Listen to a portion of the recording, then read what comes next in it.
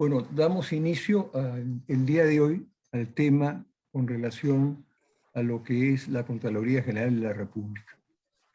Como todos sabemos, es la máxima autoridad en el Sistema Nacional de Control y tiene una importancia realmente central en el sistema de lo que es el cuidado de la cosa pública. Pensamos nosotros que en realidad estamos hablando de una institución de la cual no se conoce mucho y que requiere mayor difusión.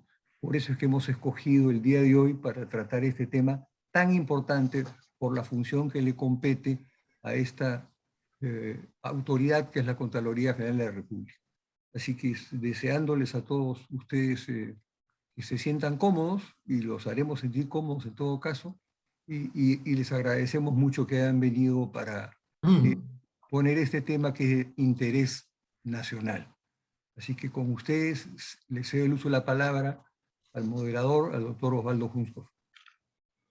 Gracias Raúl, gracias presidente. Bueno, desde que iniciamos en nuestras funciones del Consejo Directivo de la Academia Peruana de Derecho, que preside el doctor Raúl Ferrero Costa y quien les habla es el secretario, director secretario, nos hemos propuesto desarrollar foros académicos sobre temas que consideramos de interés nacional y sobre todo para los abogados y de otras profesiones y empresarios inclusive vinculados, ¿no? Sin duda alguna el tema de la Contraloría General de la República es un tema de actualidad, y más aún cuando está considerado como un órgano de singular importancia para supervisar la legalidad de la ejecución del presupuesto del Estado, de las operaciones de la deuda pública y de los actos de las instituciones sujetas a control.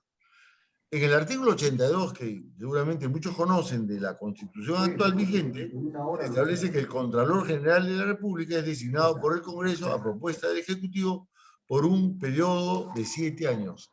Si la información que tengo es correcta, el doctor Nelson Chac es desde el 20 de julio del 2017 Contralor General de la República. Bueno, el orden es el siguiente, ¿no?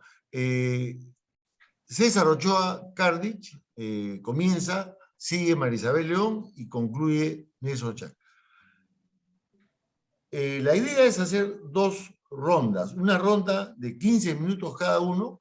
Yo, por supuesto, hago la presentación del CV resumido de cada uno de ustedes, y una segunda ronda de 5 minutos para complementar con algunas ideas o algunos conceptos, cosas que pueden haber quedado pendientes o que merecen una mayor información, ¿no? Entonces, quisiera por favor pedirles que seamos bastante estrictos en el cuidado del tiempo, ¿no? Creo yo que las cosas, los foros salen muy bien en la Academia Peruana de Derecho porque todos respetan un sistema o un procedimiento que lo anunciamos desde que los invitamos, ¿no?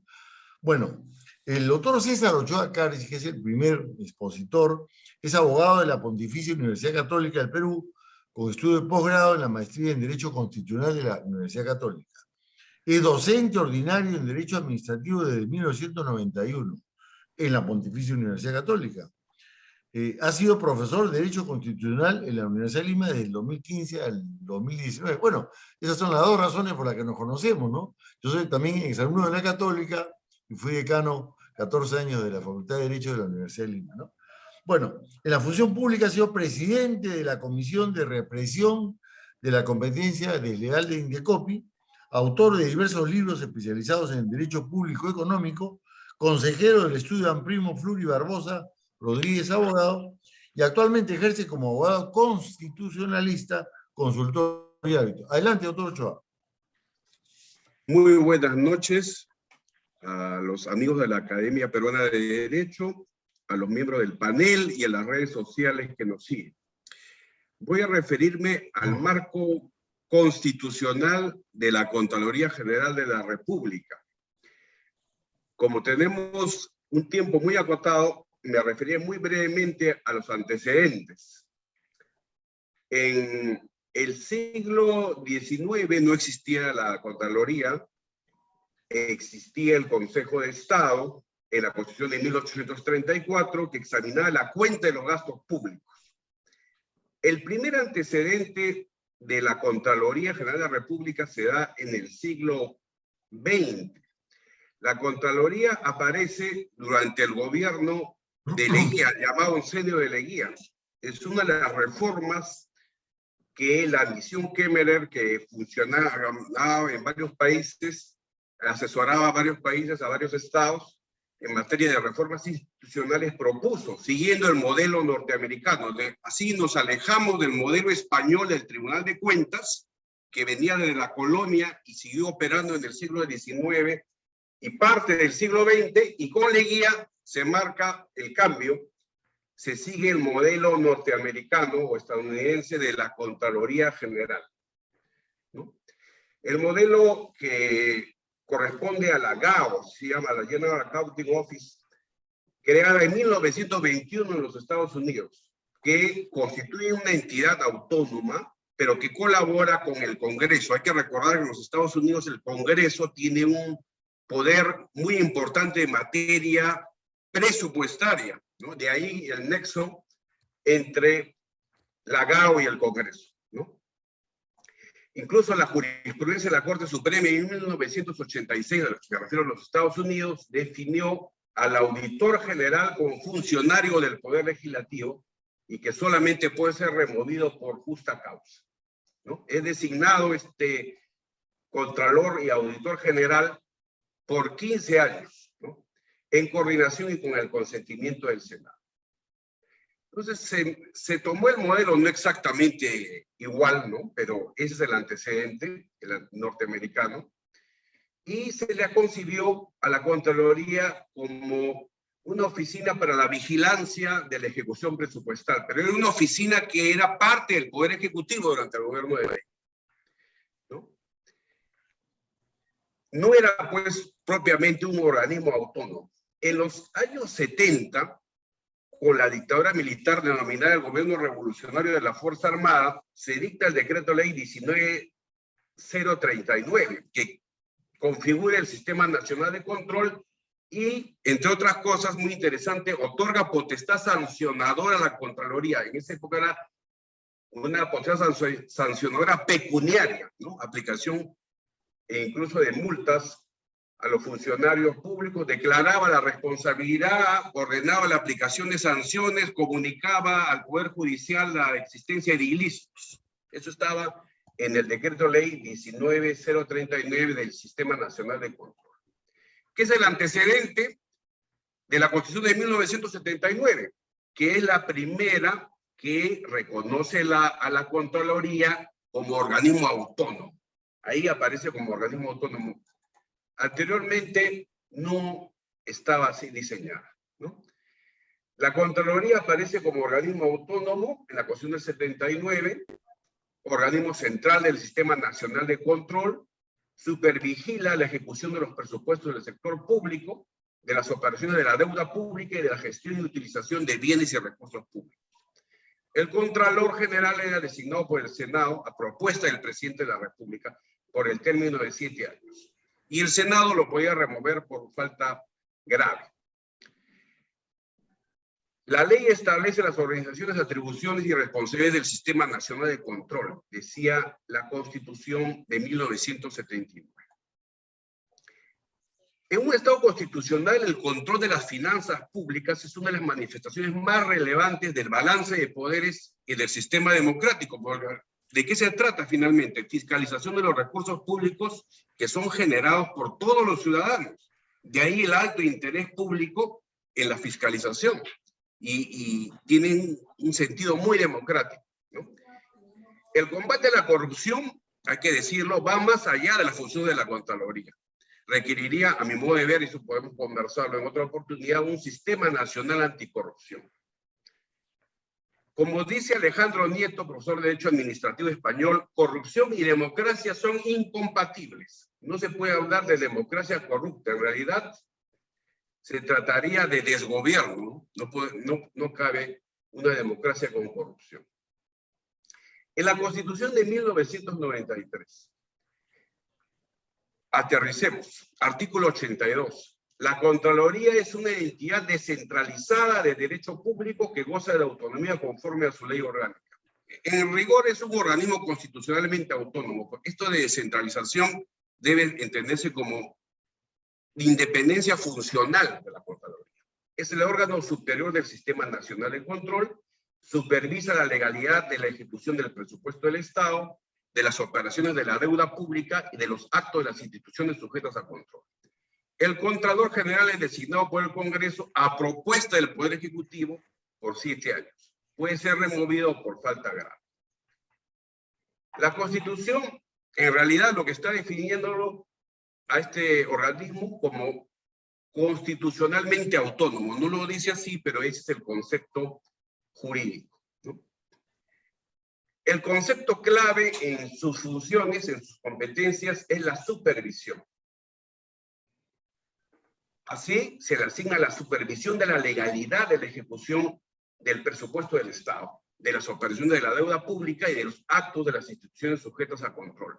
Y este concepto de supervisión es asumido en la Ley Orgánica del Sistema Nacional de Control y de la Contraloría General de la República, ¿no? Así, de acuerdo a esta ley, efectúa la supervisión, vigilancia y verificación de la correcta gestión y utilización de los recursos y bienes del Estado. Supervisa la legalidad de los actos de las instituciones sujetas a control en la ejecución de los lineamientos para una mejor gestión de las finanzas públicas, ¿no? Igualmente, esto está previsto en el artículo 6, cuando se define al control gubernamental como la supervisión, vigilancia y verificación de los actos y resultados de la gestión pública. El titular del organismo es el Contralor General, designado por el Congreso a propuesta del Ejecutivo, como lo hemos mencionado. Solamente puede ser removido por falta grave. Es una falta grave tipificada en la ley orgánica. No es un concepto jurídico indeterminado, felizmente, ¿no? No es como la incapacidad moral permanente, no es una cosa que está sujeta a la interpretación. Está tipificado taxativamente en la ley cuáles son las faltas graves, ¿no? Y eso extensamente. Felizmente. ¿Sí? El artículo 22 de la ley orgánica señala una amplia variedad de atribuciones de la Contraloría General de la República, que propiamente es un conjunto de potestades. Es interesante el tema de la potestad sancionadora en materia de responsabilidad administrativa funcional, que reapareció con la ley 29622, porque ya existía, como se mencionó alguna vez, en el decreto ley 19039 en el gobierno militar, ¿no? Bajo otras fórmulas, por supuesto, ¿no? Actualmente la ley 31288 ha modificado la ley orgánica justamente tipificando las conductas infractoras en materia de responsabilidad administrativa funcional.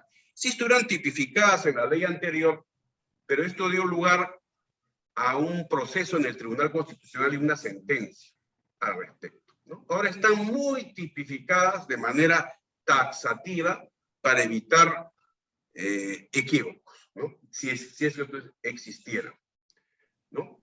Y se desarrolla la llamada responsabilidad administrativa funcional y se establecen medidas para el adecuado ejercicio de la potestad sancionadora de la Contraloría. ¿Qué es esta responsabilidad administrativa funcional? Es aquella que incurren los servidores y funcionarios por haber contravenido el ordenamiento jurídico administrativo, pero en relación a la función del control gubernamental.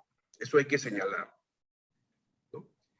De manera tal que existiría, o existe en realidad, un poder disciplinario externo a cargo de la Contraloría General de la República sobre esa responsabilidad administrativa funcional derivada del control gubernamental, que no hay que confundir con la responsabilidad disciplinaria que aplican las entidades por el régimen laboral. Son dos cosas distintas, ¿no? Un servidor público va a su centro de trabajo en estado de embriaguez, eso no tiene nada que ver con el control gubernamental, ni con la función de la Contraloría. Ahí se le aplicará la potestad disciplinaria del régimen laboral público. En consecuencia, si bien es cierto que el bien jurídico es el buen funcionamiento de la administración pública, tanto en el control gubernamental como en el régimen laboral del sector público, porque finalmente lo que se trata es del buen funcionamiento de la administración, están separados, de manera tal que no cabría invocar la llamada violación al principio non bis in idem, es decir, que no se puede juzgar o sancionar dos veces por lo mismo, por los mismos hechos y bajo el mismo fundamento. El fundamento puede ser el correcto funcionamiento de la administración pública, pero están separados, ¿no? Una cosa es derivado del control gubernamental y otro son situaciones distintas, ¿no? Responsabilidades distintas por el régimen laboral público. El año 2015 se presentó una demanda de inconstitucionalidad. El Colegio de Abogados de Arequipa demandó la inconstitucionalidad de la ley 29622, que creó el Tribunal Superior de Responsabilidades Administrativas y atribuyó potestades sancionadoras a la Contraloría General de la República, ¿no? Un magistrado, el magistrado Ernesto Blume, opinó que se debía declarar fundada en su integridad la demanda y en consecuencia cercenar la potestad sancionadora de la Contraloría General de la República prevista en esta ley, ¿no? ¿Con qué argumento? Con que la Constitución en el artículo 82 no está previsto, o no está previsto expresamente esa potestad sancionadora. Bueno, en la doctrina esto se ha aclarado, ¿no? Porque existen también poderes implícitos de parte del Estado o de determinados organismos del Estado que protegen bienes jurídicos constitucionales, como es el caso de la Contraloría General de la República. No tiene que decir expresamente la Constitución y sanciona. Esto ya lo puede desarrollar la ley porque se entiende que es un complemento de su función supervisora. También es una opción legislativa, podría no sancionar, podría esto pasar a las entidades del sector público de manera separada. Pero ese no es un tema constitucional, es un tema de opción legislativa, eso varía de país en país, ¿no? Entonces, siguiendo la doctrina de los poderes implícitos, es perfectamente constitucional que la Contraloría tenga una potestad sancionadora, aunque expresamente no lo diga el artículo constitucional, ¿no? El Tribunal Constitucional consideró una decisión por mayoría que el primer párrafo del artículo 46 de la ley orgánica, que había sido justamente modificada por esta ley, que fue materia de impugnación, señala que se podrá sancionar a los funcionarios o servidores que contravengan el ordenamiento jurídico administrativo y las normas internas de la entidad a la que pertenecen. Era inconstitucional porque es muy genérica la tipicidad. En realidad, se trata de un caso de tipicidad indirecta por remisión normativa, está remitiendo otras normas, es una técnica de tipificación, pero el tribunal consideró que era inconstitucional ese artículo 46, ¿no? Y mediante una sentencia interpretativa fijó como interpretación del artículo 47, literal A, que la sanción de inhabilitación no restringía derechos políticos. Dijo, existe esta sanción de inhabilitación en esta legislación nueva, pero solamente puede interpretarse de manera de que no restringe derechos políticos. Esto en base a jurisprudencia de la Corte Interamericana de Derechos Humanos, el caso López contra Venezuela, en el cual la Contraloría General, ¿no?, ya sabemos por qué razones en Venezuela, no inhabilita a Leopoldo López para que pueda postular a cargos públicos, ¿no? Entonces, esto se precisó en la sentencia del Tribunal Constitucional. Otro tema interesante, y con esto ya voy cerrando, es la potestad reglamentaria de la Contraloría General de la República, que no está muy clara, y algunos confunden, ¿no?, con la potestad reglamentaria del Poder Ejecutivo de reglamentar las leyes sin transgredirlas ni desnaturalizarlas. En realidad, un organismo constitucionalmente autónomo tiene su propia potestad reglamentaria en asuntos estrictamente en su competencia definidos y acotados por la ley, ¿no? Imagínense si el Poder Ejecutivo hiciera los reglamentos de la Contraloría, que justamente el Poder Ejecutivo es el que más gasta y va a ser materia más de fiscalización más que otros organismos y va a hacerle los reglamentos a la Contraloría, le afectaría seriamente su capacidad de acción, ¿no? Esto en cualquier gobierno, ¿no? Esto no es una cuestión de personas, esto simplemente es una consecuencia lógica, ¿no? Me valgo de la oportunidad al saludar al Contralor y pedirle que en el ejercicio de potestad su potestad reglamentaria, se implemente un reglamento en el tema del arbitraje, ¿no? Sobre la declaración jurada de intereses que nos preocupa a todos los abogados, ¿no? Porque no somos funcionarios públicos, hacemos declaraciones juradas en cada arbitraje, cuando se trata de arbitraje con el Estado, con mayor razón, pero en todo arbitraje se hace declaración de transparencia, y por mandato de la ley estamos sujetos a esta declaración de intereses que es bastante amplia, ¿no? Nosotros no nos oponemos a la transparencia, sino que no somos funcionarios públicos y se requiere una reglamentación especial, no por la diferencia de las personas, sino por la naturaleza de las cosas del arbitraje, ¿no? Y ahí opera, por ejemplo, la potestad reglamentaria del Contralor o de la Contraloría General. Muy importante es la reforma constitucional que ha permitido el levantamiento del secreto bancario y la reserva tributaria que se ha dado este año recientemente, que también puede levantarse a pedido del Contralor General de la República respecto de funcionarios y servidores públicos que administren o manejen fondos del Estado o de organismos sostenidos por este en los 3 niveles de gobierno en el marco de una acción de control. Era una reforma necesaria, ineludible para el combate a la corrupción. Ya no me voy a referir al derecho comparado, simplemente haré alguna referencia que en otros países, ¿no? Como por ejemplo en Argentina, la Contraloría, siguiendo el modelo norteamericano, está muy ligada, está prácticamente adscrita en gran medida al Congreso, al Poder Legislativo, en su función justamente de control, ¿no?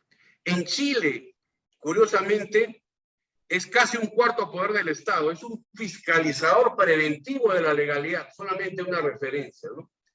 En la Constitución chilena se encarga la Contraloría General de la República del control de la legalidad de los actos de la administración, fiscalización del ingreso y de inversiones de los fondos del fisco. El Contralor General de la República debería tener por lo menos 10 años de título de abogado. Bueno, ahí es porque es muy importante ese rol de fiscalizador preventivo de la legalidad, ¿no? Sui generis, característico del sistema chileno, ¿no? En otros países también hay una relación con el Congreso. No es el caso de la Contraloría General de la República, que mantiene en realidad su independencia de todos los poderes del Estado, ¿no? Finalmente, habría que referirnos a la función de auditoría, ¿no? De la Contraloría, que está prevista en el artículo 81 con respecto a la Cuenta General de la República. Acompañar el informe de auditoría de la Contraloría General de la República es remitida por el presidente de la República al Congreso en un plazo que vence el 15 de agosto del año siguiente al de ejecución de presupuesto, ¿no? ¿Qué es la cuenta general? En la doctrina se le define como un anuario oficial que contiene los estados contables de las operaciones de la aplicación de la ley de presupuesto. Y ahí está la función de auditoría a nivel constitucional que corresponde a la Contraloría General de la República. Con esto termino antes que el moderador haga uso de sus poderes, sí. Felizmente no sancionadores, pero sí de control de esta mesa. Pero estuve a punto de hacerlo, César, por si acaso. Estuve a punto. Sí, bueno, muchas gracias, César. Muy interesante tu presentación. A continuación, la señora María Isabel León Clenque de Céspedes, ¿no? Que es magíster en gerencia social licenciada en Educación, segunda especialidad profesional en Políticas Educativas y Desarrollo Regional y bachiller en Educación, con más de 28 años de experiencia gestionando instituciones técnicas de educación superior, promotora y fundadora de centros de estudio e institutos de educación superior tecnológico privado en el Perú, a cargo de fundadora, ¿no?, de centros de estudio e institutos, ¿no?, y tan importantes para el país, ¿no? Líder del principal gremio educativo privado de educación superior técnica, Asiste Perú durante 11 años, habiendo logrado posesionar en la sociedad y ante las autoridades en general la importancia y revalorización de la educación técnica a nivel nacional. Ha sido presidenta durante el periodo 2019 al 2021 del gremio cúpula de empresas privadas más importante del Perú, me refiero a la CONFIEP, que está conformado por 22 gremios. No vamos a hacer el detalle o la descripción de cada gremio, pero lo importante es que su gestión realmente ha sido reconocida por todos, ¿no? Porque además coincidió con el estado de emergencia y con una serie de propuestas de agenda país que tuvo la oportunidad de presentar, ¿no? Actualmente es vicepresidenta del CIAR, Centro Iberoamericano de Arbitraje, con sede en Madrid, España, y miembro del Comité Consultivo de la Contraloría General. Presidenta del Consejo Consultivo de CONFIEP, presidenta del Consejo Directivo y directora general del Centro de Estudios de Aviación Profesional, AVIA, entre otros. Adelante, doctora Marisabel León. Muchas gracias, Osvaldo. Y un afectuoso saludo para el presidente de la Academia Peruana de Derecho, el doctor Raúl Ferrero, y para todas las personas que nos acompañan, para nuestro señor Contralor Nelson Schack y las personas que nos acompañan también en esta noche.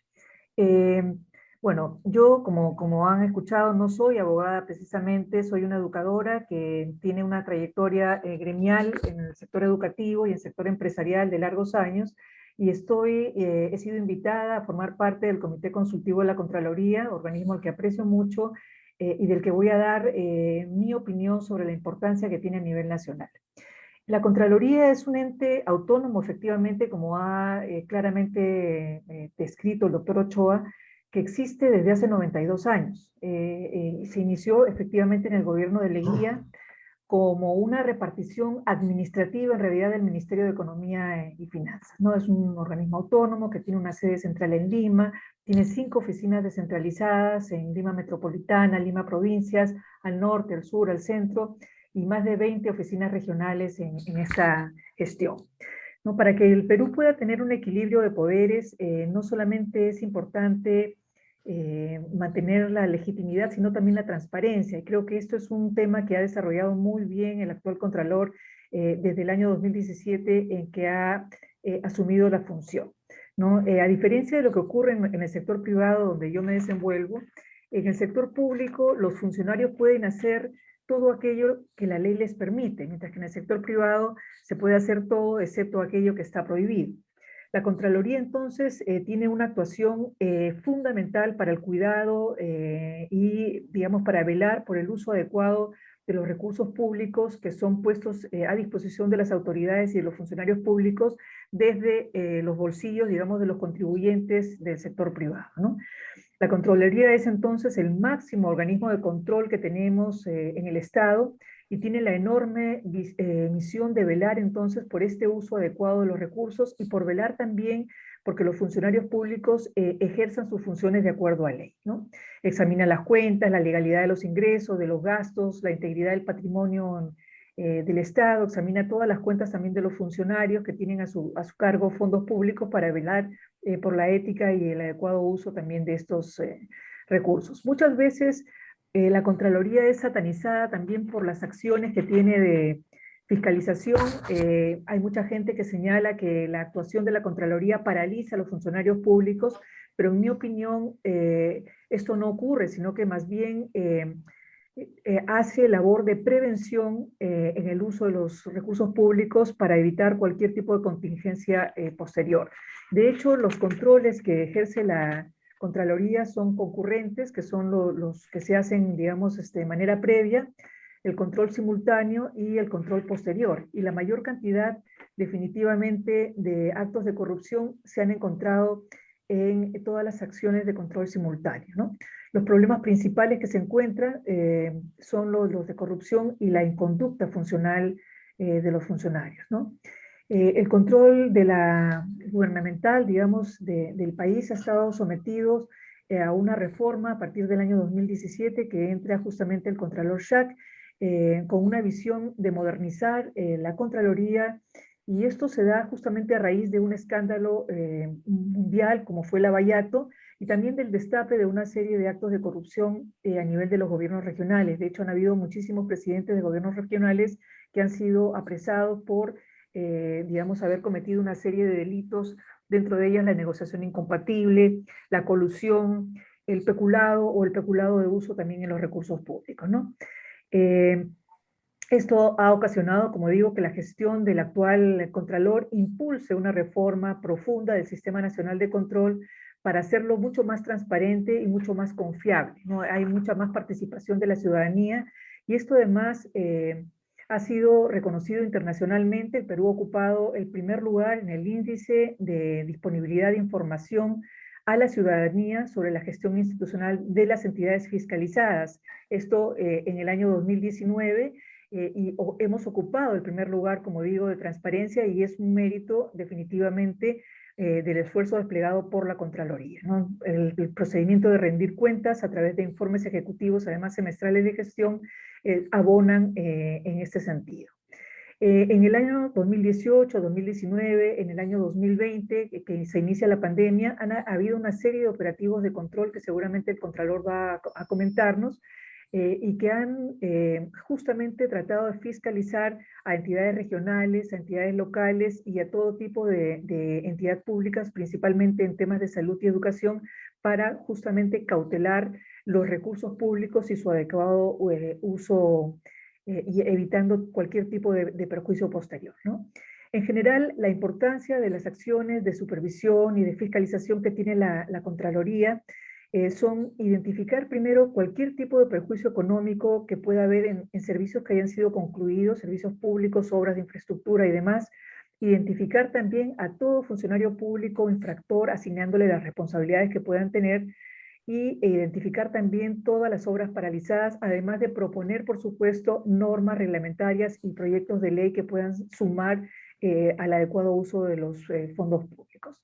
Así que, como, digamos, representante del sector privado y como miembro del Consejo Consultivo, tengo que señalar a todas las personas que están participando de este evento esta noche, que la Contraloría de la República tiene una labor fundamental en el uso y, digamos, en cautelar el uso de los fondos públicos que todos los ciudadanos ponemos a disposición del Estado a través de nuestros impuestos, y de que las obras públicas sean llevadas adelante dentro del marco de la legalidad. Su papel es sumamente importante y garantiza justamente el equilibrio de poderes, la transparencia y la democracia en nuestro país. Gracias.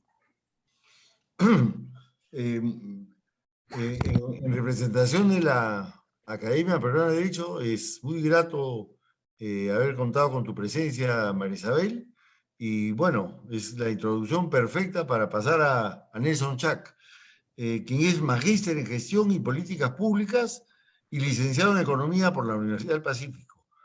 Ha sido director general de Asuntos Económicos y Sociales del Ministerio de Economía y Finanzas, director nacional del Presupuesto Público del Perú y director del Banco de la Nación. También se ha desempeñado como coordinador del proyecto para el mejoramiento de los servicios de justicia en el Perú, un proyecto de modernización de la Administración de Justicia que se ejecutó con el apoyo técnico y financiero del Banco Mundial. Ha sido consultor internacional y ha realizado trabajos para el Banco Interamericano de Desarrollo, el Banco Mundial, la delegación de la Comisión Europea y las comisiones económicas para América Latina en más de una docena de países. Ha sido miembro del Consejo Consultivo de la Presidencia del Poder Judicial y presidente de la Asociación Nacional Invierte Perú, ANIP, una asociación sin fines de lucro que reúne a profesionales para generar espacios de análisis, reflexión y acción para gestionar y compartir el conocimiento de la gestión de la inversión pública y su relación con los sistemas de planeamiento, presupuesto y contrataciones públicas. Y finalmente, Desde el 20 de julio del 2017 es el Contralor General de la República del Perú, y desde el 1 de enero del 2019 es el presidente de la Organización Latinoamericana y del Caribe de Entidades Fiscalizadoras Superiores, o la CEF. Adelante, Nelson Chac, por favor. Gracias, Osvaldo. Bueno, en primer lugar, quiero agradecer muy de veras esta invitación de la Academia Peruana del Derecho, en la figura de su señor presidente, el doctor Raúl Ferrero, a ti por esta moderación, igual que a Marisabel y al doctor César Ochoa por sus magníficas intervenciones. Yo solamente quería precisar en la línea que ya se ha mencionado, ¿no? Algunas reflexiones sobre el tema de la Contraloría, ¿no? Tal como bien se ha dicho, ¿no? Y yo no podría decirlo mejor de lo que ha dicho ya el profesor, el doctor Ochoa. La Contraloría, pues, es un órgano constitucionalmente autónomo que se trata de velar por el buen uso de los bienes y fondos públicos. Pero ese buen uso se debe entender como la aplicación, como bien decía Marisabel, de la legalidad. O sea, con la Contraloría nunca vamos a discutir lo que es bueno, lo que es malo, lo que es moral, inmoral, lo que es políticamente correcto, incorrecto, lo que es mediáticamente relevante, irrelevante. Con la Contraloría solamente vamos a discutir lo que es legal. Y eso ya introduce un marco de actuación bastante bien definido, ¿no? En el cual la objetividad, la imparcialidad es una de las características fundamentales de todos los procesos de control y de auditoría que se llevan a cabo, ¿no? A veces, claro está, los conceptos, y yo viajo mucho al interior del país y hablo mucho con la gente, y con los dirigentes, y no solamente con los funcionarios públicos. Y claro, muchas veces, este concepto de justicia, este concepto de lógica popular, no se condice con la legalidad, porque nadie ha dicho que las leyes en el Perú sean buenas, justas, etcétera, etcétera, pero son las leyes. Y lo que hace el auditor es analizar la aplicación de la ley, ¿no? El auditor no es juez, no es fiscal, no es policía, no inaplica la ley. Simplemente contrasta lo que ha hecho el gestor público respecto de lo que debió hacer el gestor público. ¿Y quién dice qué debió hacer el gestor público? La norma. Y la norma va desde la Constitución, las leyes orgánicas, los reglamentos, las directivas, los propios estándares técnicos que fijan los distintos entes rectores de los sistemas administrativos y funcionales que reglan toda la operación estatal, ¿no? Pero claramente para la ciudadanía, y eso también es verdad, preocupación por el buen manejo de los bienes y fondos públicos, pues tiene un correlato directo en lo que ahora nos atañe, lo que más nos complica la existencia ahora en nuestro país, que de manera emergente pues es el tema del COVID, la reactivación, etcétera, pero no cabe ninguna duda que el principal problema estructural de nuestro Estado es la corrupción, ¿no? Y es por eso que la Contraloría pues es un actor fundamental en la lucha contra la corrupción y la inconducta funcional, ¿no? Y con relación a eso, siempre a mí me hacen varias preguntas, ¿no? Una de ellas es, por ejemplo, bueno, ¿qué hacer, ¿no? Para poder eliminar todos los actos de corrupción en el Estado, ¿no? Entonces, claro, yo siempre les digo que según mi modesta opinión, eso no es posible de hacer, ¿no? O sea, el acto corrupto es un acto personal al final de cuentas, ¿no? Y eso tiene que ver con los valores, eso tiene que ver con los principios. Por más mejoras que hagamos en los procesos, procedimientos, en la aplicación de las penas, etcétera, etcétera, siempre va a haber gente mala, siempre va a haber gente que abusa del poder, ¿no? Como a mí me encanta Star Wars, es como decir que suelo decir, siempre va a haber funcionarios públicos que se inclinan al lado oscuro de la fuerza, ¿no? Como siempre también van a haber malos empresarios que se coluden con estos primeros para defraudar al Estado. O sea, no es que en los países desarrollados, no sé, piensen no solamente en los países desarrollados de la OCDE, sino en general en los países más transparentes de la Tierra, no sé, Noruega, Finlandia, Singapur, etcétera, Nueva Zelanda, etcétera, no es que no haya casos de corrupción. O realmente creemos ingenuamente que no hay casos de corrupción en esos países, ¿no? O que no hay casos de corrupción en los países desarrollados. O que no hay casos de corrupción en el sector privado. O que no hay casos de corrupción ya en el incanato. Creemos que no hay casos de corrupción, que no han habido casos de corrupción en la colonia, bueno, en la república con mayor razón. Siempre hay casos de corrupción. El problema no es ese, el problema no es eliminar los casos de corrupción. ¿Y por qué es tan importante definir el problema? Porque si el problema que la política pública trata de resolver no está bien definido, entonces vamos a tener muchos problemas en la ejecución y en el logro de los objetivos. Lo que se trata es, en realidad, de qué es lo que pasa en nuestro país a diferencia de esos otros países o de esas otras realidades, en que en nuestro país la corrupción y la inconducta funcional es sistémica. Ya lo ha penetrado todo. O es decir, no son casos que se aíslan y el ecosistema de control en la sociedad los contiene, los identifica, los sanciona y seguimos para adelante, ¿no? Aquí no. Lo que está pasando, y por tanto, ante la pregunta, ¿qué cosa se puede hacer para realmente luchar de manera efectiva contra la corrupción? Necesitamos hacer que el ecosistema de control en la sociedad funcione. Y ese ecosistema de control no es solamente la Contraloría, ni siquiera es solamente el aparato público. Eso tiene que ver con el compliance en el sector privado, tiene que ver con el control social en la sociedad civil y obviamente con una articulación adecuada de todas las instituciones, de los poderes públicos que luchan contra la corrupción en el marco de sus competencias. Y me refiero pues al control gubernamental que hace la Contraloría, pero también al control fiscal que hace el Ministerio Público, el control jurisdiccional que hace el Poder Judicial, el control político que hace el Parlamento. Solo cuando el ecosistema de control en una sociedad funciona, se resuelve el problema de corrupción, en el sentido de política pública, de problema público fundamental. Pero como sostengo, siempre van a haber casos de corrupción. Pero ya no afectan nuestro proceso de desarrollo, ya no afectan la solidez de nuestras instituciones democráticas, ya no afectan la confianza ciudadana, ya no perjudican dramáticamente a través de las pérdidas patrimoniales y no patrimoniales el erario público, ¿no? Y otra pregunta que siempre me hacen, ¿no? Es, bueno, ¿y cuánto se pierde por corrupción? ¿No? ¿Cuánto se pierde por corrupción en el Estado peruano? ¿No? Exactamente, ¿cuánto nos han robado? ¿No? Entonces yo siempre les respondo, incluso esa ha sido una pregunta, estaba viajando a una región, en el avión uno de los ciudadanos, un señor me preguntaba, ¿no? ¿Usted es el contralor? Sí. Yo quiero saber cuánto nos ha robado el gobierno regional tal, ¿no? Exactamente, eso yo no lo sé. Pero no solamente yo no lo sé, eso no lo sabe nadie. Nadie lo ha sabido, ni nunca nadie va a saber cuánto nos roba la corrupción. ¿Por qué? Porque por naturaleza la corrupción es un acto opaco, no transparente. La coima no deja factura, no puedo llevar una contabilidad. Pero este desafío metodológico de medir la corrupción y sus efectos no es solamente propio de Perú. Cuando, por ejemplo, el Fondo Monetario Internacional dice, en el mundo se pierden 1.5 trillones de dólares en sobornos, 2 puntos del producto global, no es que tiene la lista de todos los sobornos, los sobornados, los países, las fechas, los proyectos o las autoridades, no, es una inferencia, es una aproximación. Pero que además una aproximación cuantitativa es fundamental para poder definir cualquier política pública, para poder acotar el tamaño del problema y para poder saber si lo que se está haciendo está funcionando o no, ¿no? Y es así como, por ejemplo, en el caso de la Contraloría, como parte de este proceso de reforma al cual se ha referido también Marisabel, desde recientemente, ¿no? Es curioso, ¿no? Siempre se dice que se lucha contra la corrupción, o gobiernos anteriores también han luchado contra la corrupción, pero nadie sabía cuánto era el tamaño de la corrupción. Entonces nadie puede medir cuantitativamente si lo que se está haciendo está sirviendo o no.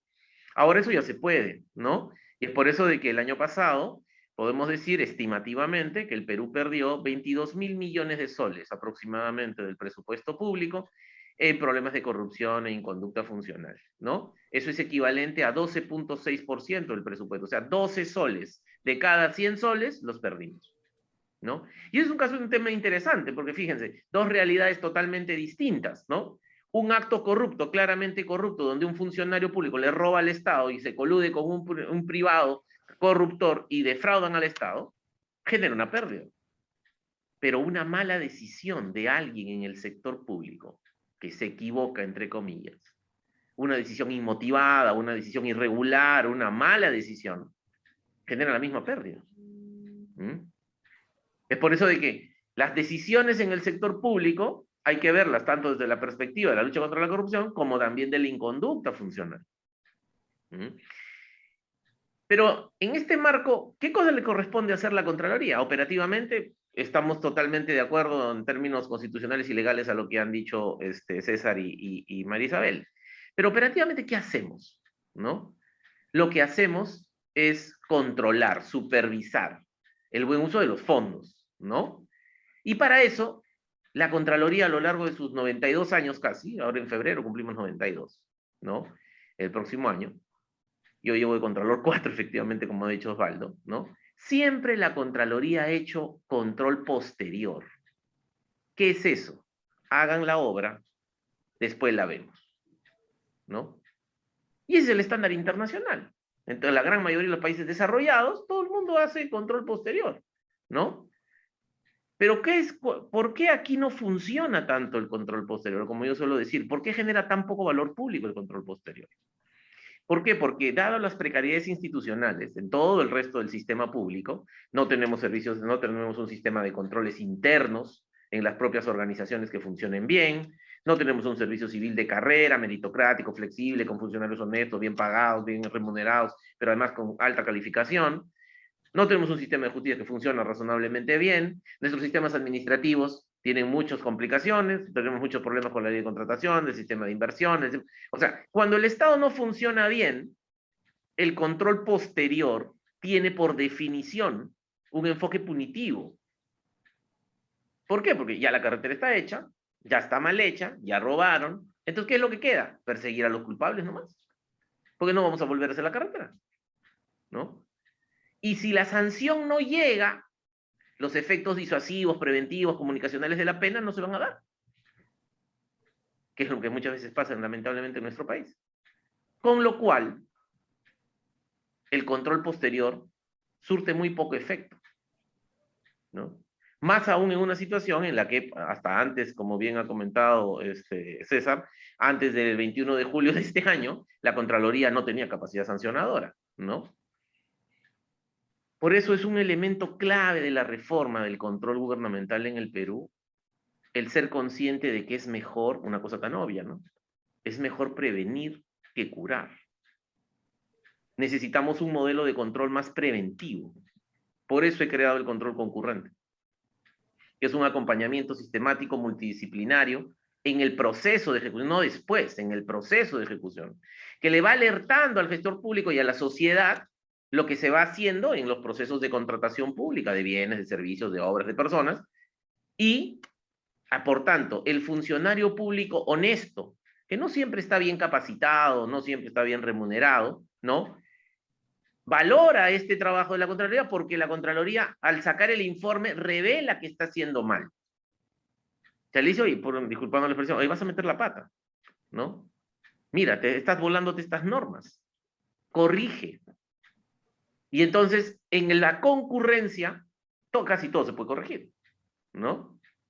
Imagínense, en el caso de una obra, que quizás es lo más plausible, ¿no? Ya, están haciendo la obra, digámoslo así, 10 kilómetros de carretera, han avanzado el medio del primer kilómetro.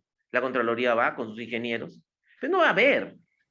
Yo les digo a mis ingenieros, incluso a los auditores, yo no quiero que vayan a ver. Para ver, y voy yo. Yo también veo. Yo lo que necesito es que vayan y midan. Entonces van y científicamente miran el expediente técnico, para eso necesitamos ingenieros, que van con todos sus equipos y dicen, a ver, ¿qué dice el expediente técnico? Mira, esta vía tiene que tener 8 centímetros de capa asfáltica, ¿no? Ah, ya. Mire, pues, ¿cuánto tiene? 5. Ah, me estás robando en 3, pues, ¿no? Así de sencillo, ¿no? Y entonces, eso se expone en el informe, y entonces dice, uy, ¿qué hacemos? El funcionario público honesto que de repente no se había dado cuenta, corrige, o le hace un deductivo a la obra, o le dice a la empresa, arregla, recapea nuevamente, cumple con el estándar que está en el expediente, ¿no? Incluso si ya pagaron de más, no nos hacemos problema, porque en la siguiente valorización, pues pagará de menos y compensará. Pero la obra se hace, no se paraliza, ¿no? No entra en arbitraje, ¿no? Y he tomado nota, César, a propósito de lo que mencionas, sí, hemos tenido unas complicaciones, efectivamente, producto también de que el sistema de declaraciones juradas de conflictos de interés está pensado para los funcionarios públicos, ¿no? Ya hemos establecido unas reuniones de trabajo con la Consejo Superior de Arbitraje de la Cámara de Comercio de Lima, y yo me imagino que en unas cuantas semanas se personalizará para la realidad que tienen los árbitros y otro tipo de personas que han sido comprendidas en esta nueva ley, que digamos ha cambiado por completo la dinámica de las declaraciones juradas, ¿no? Las declaraciones juradas de intereses de los funcionarios públicos típicamente eran como de 60.000, 70.000, ¿no? Ahora son casi 250.000, ¿no? Y han incluido un montón de actores que, digamos, que nunca antes habían estado en los sistemas de control o de los sistemas de información de la Contraloría. Así que aprovecho para mencionar que ese punto ya en poco tiempo, aprovechando esta capacidad reglamentaria, vamos a resolver.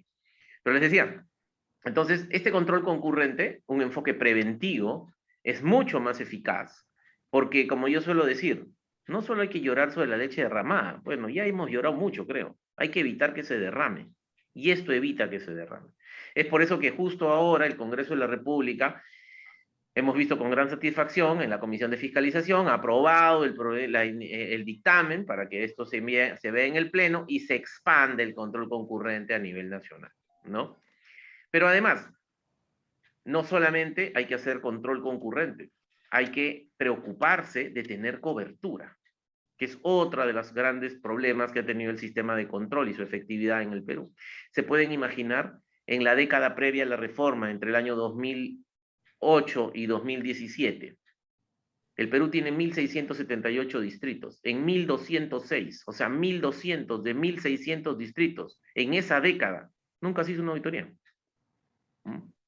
Entonces nadie vio lo que pasó con esas cuentas. ¿Por qué? Por un problema de cobertura. Pero no solamente de cobertura, sino que hay 196 provincias en el Perú.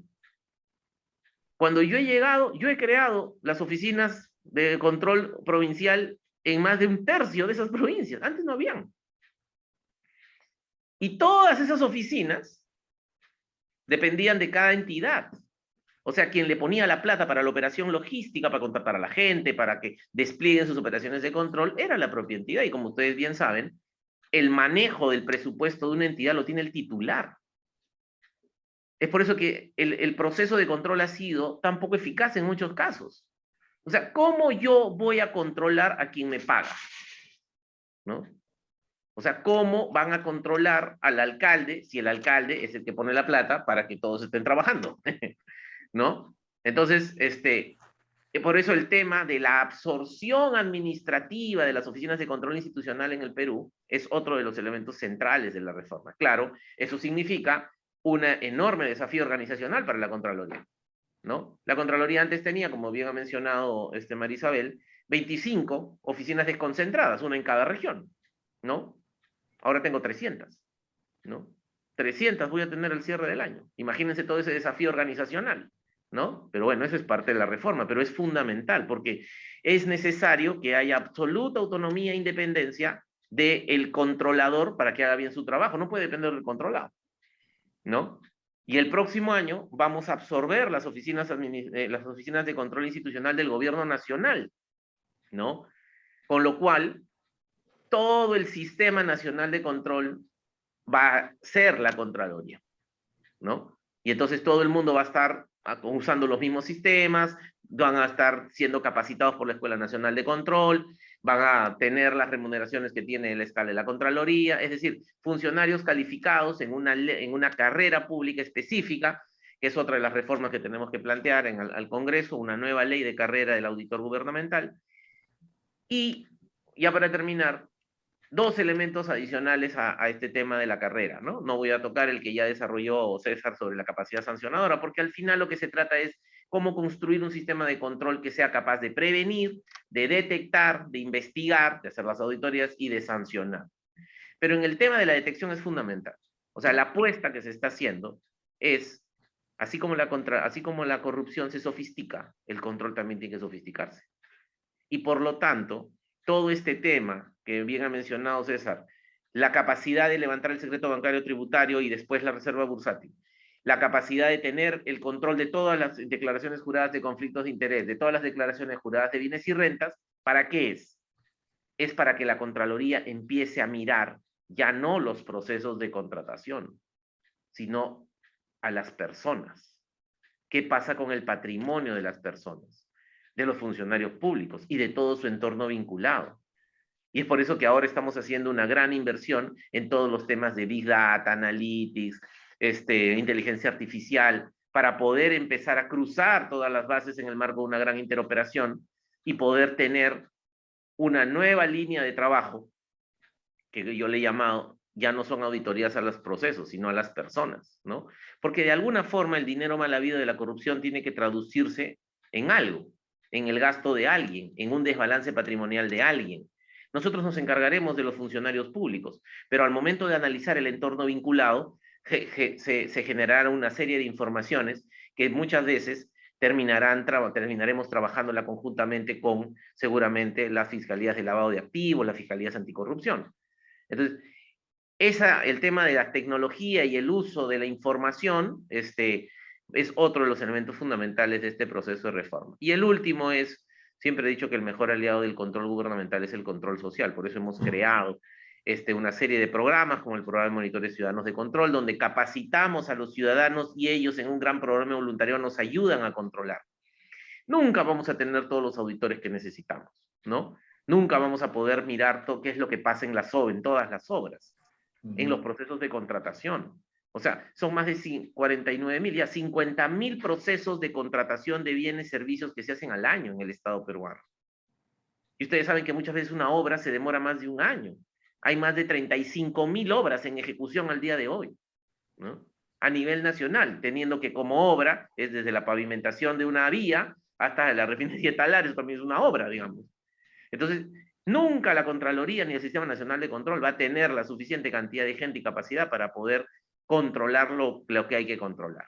Pero con la ayuda de la población sí podemos llegar, no necesariamente a todo, pero sí a lo más importante. Es por eso de que todos los programas de control social y su interacción con el control gubernamental externo que realiza la Contraloría es muy importante. Este proceso de reforma debe concluir el próximo año, debió concluir pero bueno, por el COVID nos hemos atrasado como todos, y yo espero de que ya los resultados se empiezan a mostrar, ya el posicionamiento y la legitimidad de la Contraloría en el sector público y en la sociedad civil ha cambiado dramáticamente durante los últimos años, pero además, muchas de las nuevas cosas que hemos sembrado y que en el marco de este proceso de control, de reforma, debemos cosechar a partir de los años subsiguientes, deberían permitir que al cierre de este proceso en un par de años, la Contraloría General de la República del Perú, el Sistema Nacional de Control en el Perú, sea uno muy moderno, muy eficiente y capaz de luchar efectivamente contra la corrupción, pero además promover una mejora en la calidad de las intervenciones públicas. Muchas gracias. Muchas gracias, Nelson. Con la clarísima y realmente muy sincera, franca y oportuna y necesaria, ¿no? Creo que hemos terminado con brillo la primera ronda. César, tienes 5 minutos, por favor, para tu segunda intervención.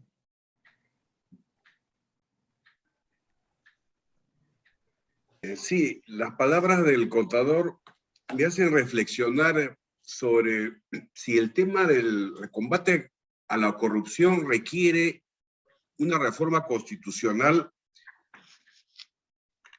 y la conformación de un sistema nacional anticorrupción, en el cual se articule la Contraloría, el Ministerio Público, el Poder Judicial y con participación de la sociedad civil, porque excede en realidad de la función de la Contraloría el combate a la corrupción, ¿no? No es pues en realidad la función de la Contraloría, pero todo el mundo dice, bueno, y el combate a la corrupción del Perú habría fracasado por la Contraloría, por los gobiernos corruptos de los últimos 20 años que hemos visto, o últimos 30 o 40, ya no, para no estar señalando una fecha exacta, ¿no? Entonces, va más allá de las funciones de la Contraloría General de la República y hay antecedentes en el derecho comparado sobre la conformación de este tipo de sistema. Hay, por lo menos en la Constitución mexicana, he visto algo al respecto. Otro problema que nos ha advertido el Contralor General es, claro, no lo ha dicho con esas palabras, pero lo que ha ocurrido es que la corrupción se ha descentralizado, ¿no?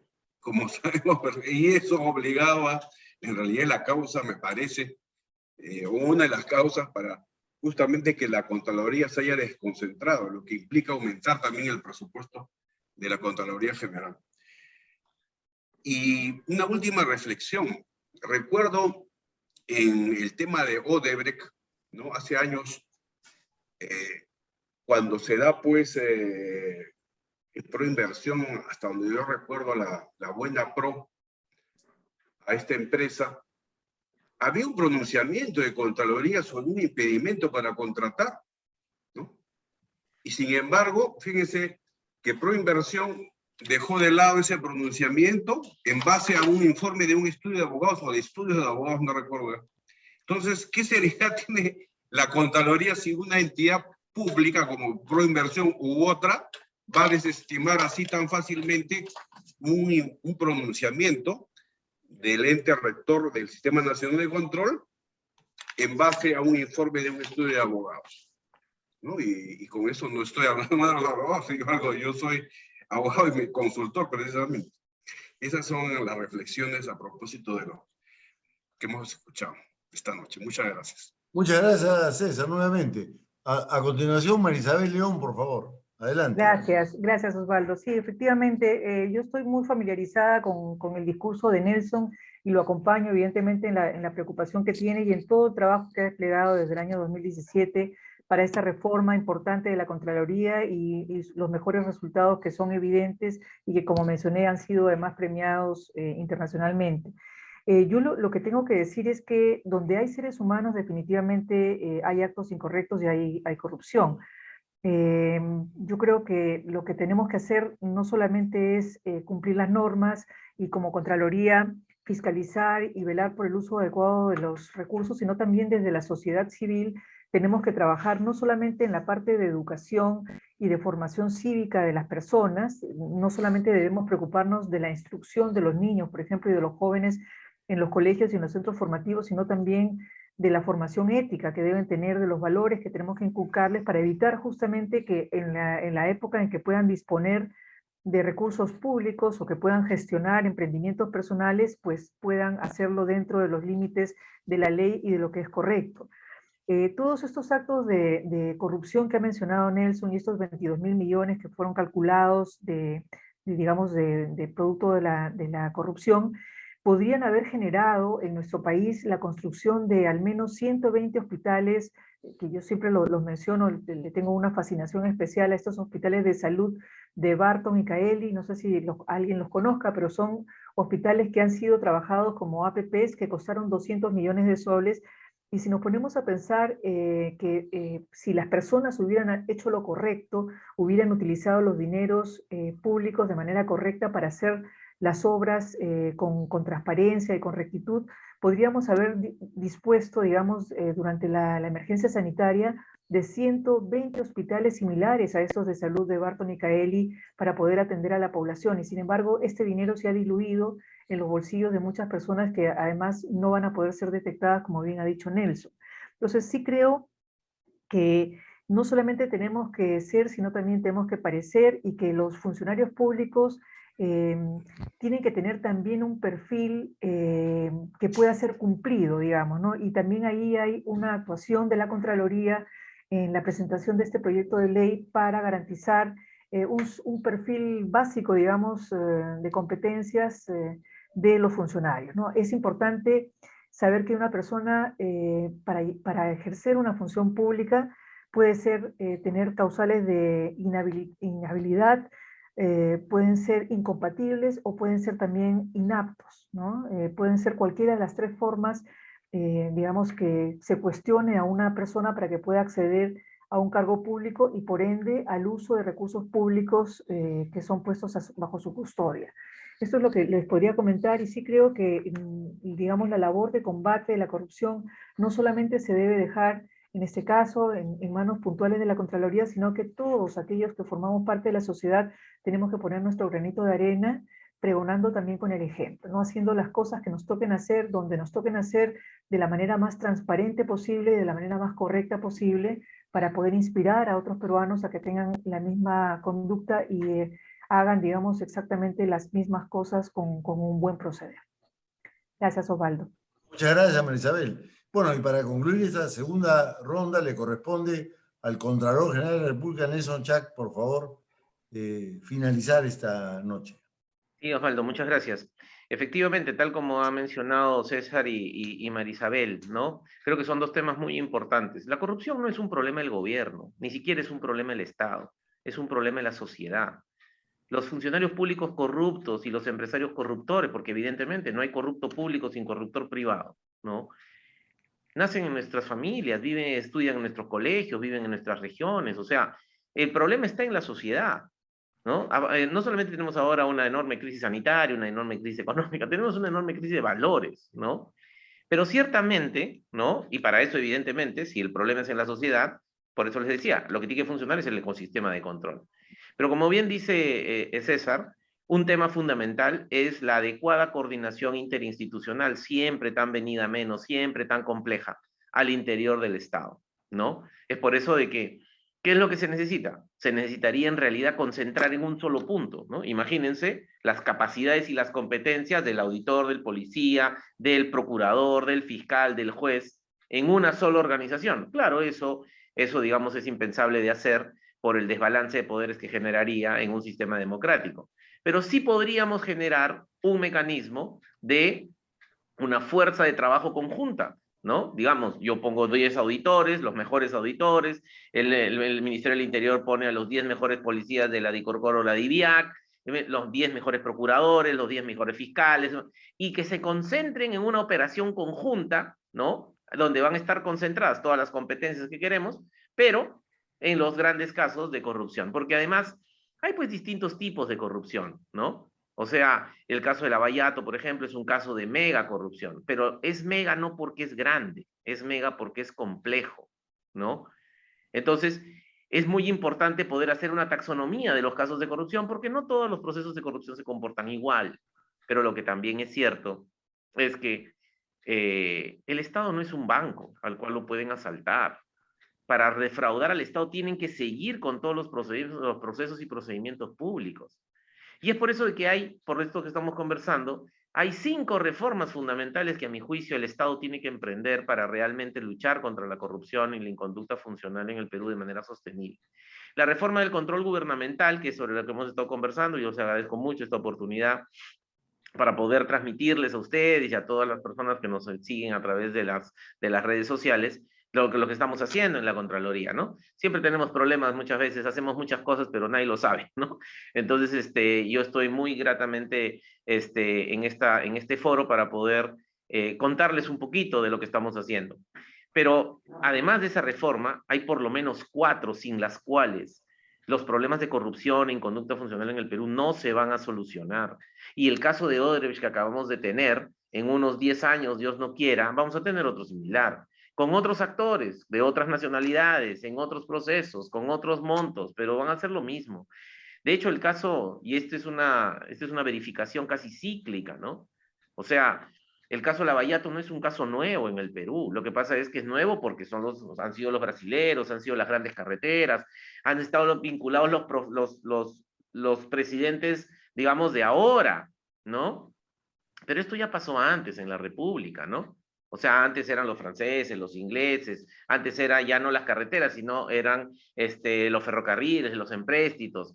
Antes ya no era Odebrecht, Oasi, etcétera, sino era pues Dreyfus, Grace, Mays, etcétera. Ahora era la plata que sale del crecimiento económico de los últimos 3 lustros. Antes era pues el tema del guano, del salitre, ¿no? Antes eran a los actuales presidentes cuyos nombres nos acordamos ahora. Antes eran los otros, ¿no? Entonces antes era Piero, la Leguía, no sé. Entonces, esto de acá, si no se contiene, ¿no? Y para eso necesitamos por lo menos 4 reformas adicionales a las del control, estructurales. La reforma del sistema de justicia es fundamental, ¿no? En el gobierno de transición se avanzó en la creación de una nueva política institucional para reformar la justicia. Incluso yo pedí que se valorara, ¿no? Que se valorara cuánta plata necesitábamos del erario nacional para poder hacer una reforma judicial y poder hacer que el sistema de justicia funcione razonablemente bien, ¿no? Que tenga criterios de predictibilidad, de celeridad, de justicia, de acceso, etc. Y la verdad que no costaba mucha plata, ¿no? O sea, digamos, 1.500 millones de dólares para empezar. O sea, dice, claro, eso es un montón de plata. Sí, pero no es mucha plata en realidad. Si el Estado peruano gasta 50.000 millones bueno, aproximadamente 40.000 millones de dólares al año, ¿no? O sea, dedicar 1.000 o 1.500, sería una magnífica inversión. Pero por otro lado, está el tema de la reforma política. Dado que el sistema de la corrupción ha penetrado el vértice del poder, la forma más típica en que eso sucede es a través del financiamiento no transparente de las campañas electorales, ¿no? Entonces, eso hay que arreglarlo. Pero además, y eso ustedes lo han mencionado, no vamos a llegar muy lejos si no tenemos un servicio civil de carrera, meritocrático, flexible, en la cual el trabajar en el sector público de reconocimiento personal, profesional, social a los funcionarios. Y eso es lo que no tenemos. No tenemos un servicio civil de carrera, ¿no? Por eso tenemos los problemas, como bien dice María Isabel, que ni siquiera tenemos perfiles adecuados, ¿no? Entonces, cualquier persona puede ser designada en un cargo de altísima responsabilidad solamente porque tiene la confianza o el favor de la autoridad, ¿no?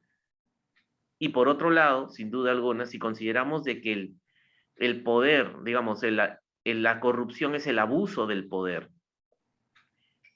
hay demasiada norma, demasiado trámite, ¿no? Demasiado trámite en que no agrega valor. Y por tanto, lo único que estamos haciendo es generar más espacios de poder. Porque ¿dónde está el poder del funcionario? El poder del funcionario está cuando tiene el trámite, ¿no? ¿Por qué un expediente pasa de un escritorio a otro? ¿Por qué antes, ahora con la virtualidad, por qué pasa de una bandeja electrónica a otro? Porque alguien firma, porque alguien resuelve, porque alguien tiene el poder de hacer algo. Entonces, si se podemos imaginar un trámite, y se necesitan seguramente muchos trámites, pero muchos de los trámites actualmente existentes son absolutamente ineficientes. En lugar de hacerlo, las cosas en 5 pasos se hacen en 8, entonces se crea más espacios de corrupción, sobre todo a nivel subnacional. Por eso que la cuarta reforma, yo creo que es fundamental un proceso realmente drástico de simplificación administrativa y mejora la calidad regulatoria. Quizá con estas 5 reformas, el Perú, si es que decide la clase política, tanto en el Poder Ejecutivo, el Legislativo, si decidiera avanzar sustancialmente en los próximos 5 o 10 años, seguramente esta realidad que ahora tenemos y que es tan penosa, que como la ha mostrado María Isabel, tanta gente hubiera podido salvarse de esos 200.000 personas que han muerto por el COVID, si nuestro sistema de salud hubiera operado, si los hospitales se hubieran terminado, si las medicinas hubieran estado. Pero no solamente en los temas de salud. O sea, ¿se imaginan cómo sería nuestro proceso de desarrollo solamente con lo que se perdió el año pasado? Tendríamos 2 carreteras centrales de 4 carriles, autopista. 2 carreteras, no una, 2. O sea, realmente no cabe ninguna duda que la lucha contra la corrupción y la inconducta funcional debería ser la prioridad suprema, estructural de todas las políticas públicas, de todos los siguientes gobiernos.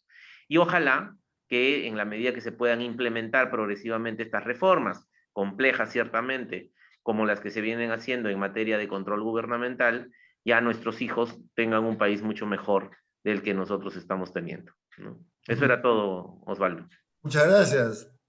Bueno, estoy absolutamente seguro que las 3 exposiciones, y ustedes 3 han estado muy claros, muy precisos, y han superado las expectativas de todos. Les agradezco muchísimo por su participación, por su aceptación de los términos y de las condiciones, y como les mencioné, ¿no?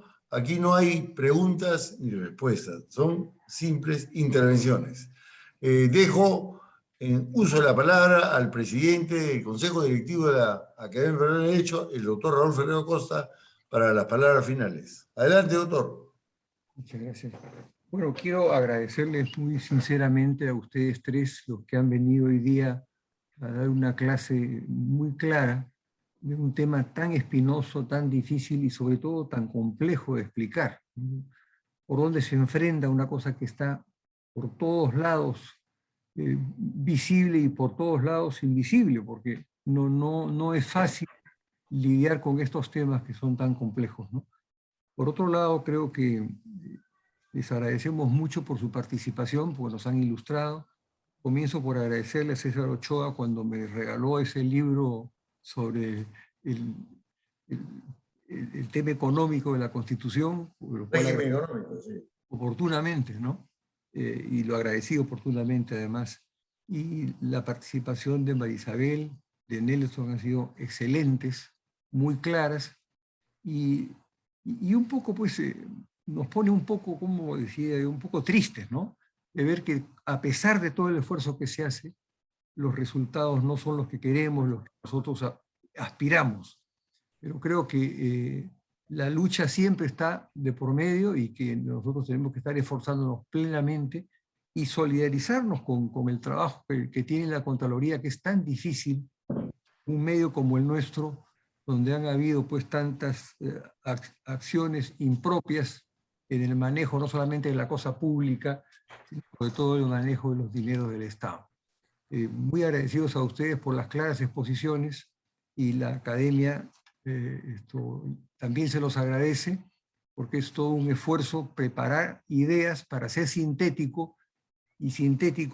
en temas que son complejos y que nos podrían demandar el doble o el triple del tiempo que les hemos podido proporcionar, pero que no es aconsejable, porque como todos sabemos, como profesores universitarios además, las cosas tienen un comienzo y un fin, y ustedes lo han hecho con una gran propiedad y dentro del tiempo adecuado. Así que muchas gracias por las ideas que nos dejan y que van a ser muy importantes. Gracias a ustedes. Gracias también. Gracias. Muchísimas gracias, Bueno, doctores, gracias. por su brillante participación y agradecemos a todo el público asistente. Aprovechamos la oportunidad para invitarlos a seguirnos en nuestro Facebook oficial como Academia Peruana de Derecho _página oficial. Gracias y muy buenas noches para todos. Un fuerte abrazo con Buenas todos. noches. Un Hasta abrazo pronto. para todos. Buenas noches. Buenas noches. Gracias.